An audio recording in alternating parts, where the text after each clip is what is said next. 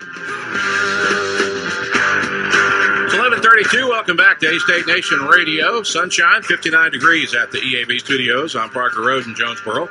It's opening weekend for A-State baseball, for college baseball across the country, as Keith pointed out a moment ago. The New York Institute of Technology's Bears are in town this weekend to open the season with the Red Bulls. 4 o'clock first pitch this afternoon out at the time. We're joined at this time on the Ritter Communications hotline by the coach of those Bears, Coach Bob Malvagna. Coach, thanks for giving us some time today.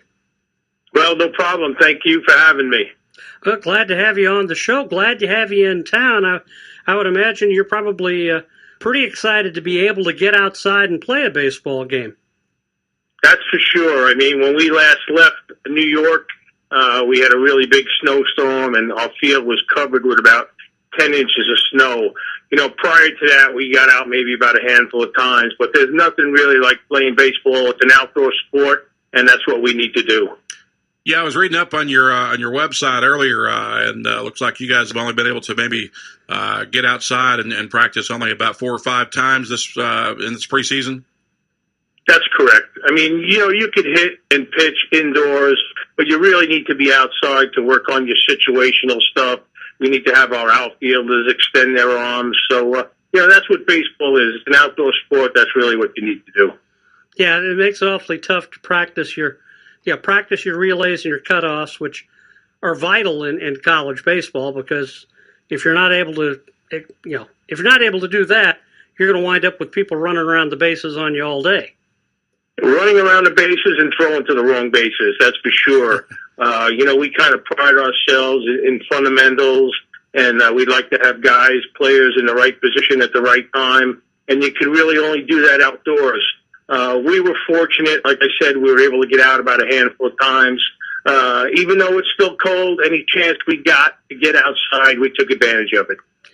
Now, I would imagine that you're also concerned about your pitching staff, because this early in the season, you know, you still have to build up those arms to be able to take the innings that you're going to want to be able to pitch later on in the campaign. You know, you're going to go with your regular weekend starters for 3 out of the 4 games, but I would imagine you probably have them all on pitch limits. We do. We're built up to about 85, 90 pitches right now, and we've actually been going live for about the last 3 weeks. So the guys are ready. Our bullpen guys are probably up to around 45 or 50, capable of coming back to back. So if anything, our arms are ready. Coach, just tell us a little bit about your program. How long have you guys been Division I? I mean, are you new to Division I, or have you guys been playing D1 ball for a while? We've been D1 since I can remember, since my playing days. I will say that being a Division I team, we are non-conference affiliated. We're the only independent team in the country, which really can be a challenge scheduling-wise. Our midweek stuff, we get all the local powerhouses like St. John's and Stony Brook and Hofstra. But my weekend series tends to be a bit of a challenge, because we really have to sit back and wait until we have schools approach us with their bye weekends, and that's kind of how we schedule our weekend series. Yeah, that makes it a little difficult. You were in the Great West Conference, and I understand that they're not playing baseball anymore. That's correct. I think when I first took over the program at NYIT, the Great West was in its 4th year of inception. But I think the conference broke up primarily because they didn't get an AQ to any regional or super regional. So 6 of the 8 schools, and now 7 of the 8 schools, found conferences, and we're the lone school in the country that's an independent. Do you guys get many opportunities to get down south and play in warmer climates at all? Well, we do, but unfortunately, I have to keep an eye on my budget, because 9 out of 10 times when we play a weekend series and it's a bye weekend for a school, they don't really want to travel. So that really kind of builds up our road games, and it eats a lot of the budget that we have. Yeah, I would imagine this may be one of the few airplane trips that you wind up taking to take on Arkansas State this weekend. This is our only, actually, airplane trip this year. But in past years, we've been to University of Miami, I think it was 3 years ago. We had a nice weekend trip to Hawaii. So we do get the schedule and fly a little bit at some point. Talk a bit, if you would, about just how this particular series came together. Of course, I know that the two schools have a partnership, an academic partnership with MYT's campus, osteopathic medical campus our school on the Arkansas State campus. And how did that kind of play a role in this series coming together? Well, I think it was a major factor when we opened up the osteopathic medicine on the campus of Arkansas State. I believe our two presidents got together and found out that we both had baseball teams, and they decided it'd be a great idea for us to get together and play a weekend series. Here we are. Yeah, that's kind of a rarity in itself right there for university presidents to be involved in sports scheduling. You're not kidding, yeah? Of course, I don't think people around here realize just how much college baseball is played in New York City and in the suburbs of New York City, and just how good it is. You played at St. John's, and that team you played on was awfully good. It sent a couple of guys to the major leagues that folks around here are fairly familiar with. We did. I was fortunate to be on that 78 College World Series team. Following year in 79, we brought in a couple of pitchers, Frank Viola and Johnny Franco, and everybody probably knows what their history is in the big leagues. As a matter of fact, Johnny, I think, within the last year was voted into the New York Mets Hall of Fame.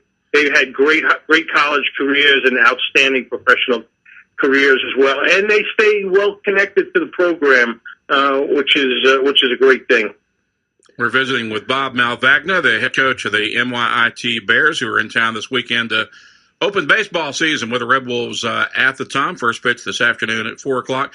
Coach, tell us just a little bit about some of the personnel for your team, who some of your better players are, and just folks to watch for the fans who come out to watch this weekend. Well, we're basically a senior-laden team right now. This is, when I first took over the program, this is my first recruiting class now that have come 4 years through the program, and now they're all seniors. The pitching is going to drive our team right now. You'll see 4 seniors this weekend, 3 right-handers and a left-hander. We'll also have a second-team all-region third baseman by the name of Lewis Mealy. Very good ball player, gap-to-gap power, and he's on the radar, I think, for June draft, along with 3 of the pitchers that you'll see this weekend. And you're starting the guy that's pretty much the ace of your staff. The ace is supposed to start opening day, and looks like that's what you're doing this weekend. That's what we're doing. I'll tell you, we don't have a 1, 2, 3. We have a 1A, a 1B, a 1C. I could start any one of those 3 right-handers on opening day, and I think they all do great representation. How much scouting can you do in college baseball, particularly at the very start of the season, or is it more you concentrate on your club, your pitchers making pitches, your batters getting good swings, and don't really concern yourself too much about the people you're facing? Yeah, I would tend to agree with that. With the roster changeover, seniors graduating, it's really tough to get a good scouting report on an opponent first weekend out of the gate. So like you say, we concentrate on what we have to do. Make good pitches, make good swings, be fundamentally sound in the field, and try to not beat ourselves. Well, Coach, we appreciate the time. Thank you so much for giving us a few minutes of your time here on game day, and certainly welcome to Jonesboro, Northeast Arkansas. Enjoy the weather while you're here. Thank you very much, and thanks for having me. All right, that's Coach Bob Malvagna. He is the coach of the MYIT Bears. They will be the opponent for A-State this weekend for a 4-game set at the time, beginning this afternoon at 4 o'clock. We'll pause for a timeout, come back and talk with rugby coach Sean Potgieter next with A-State Nation Radio on The Ticket. A-State Nation Radio on 95.3 The Ticket.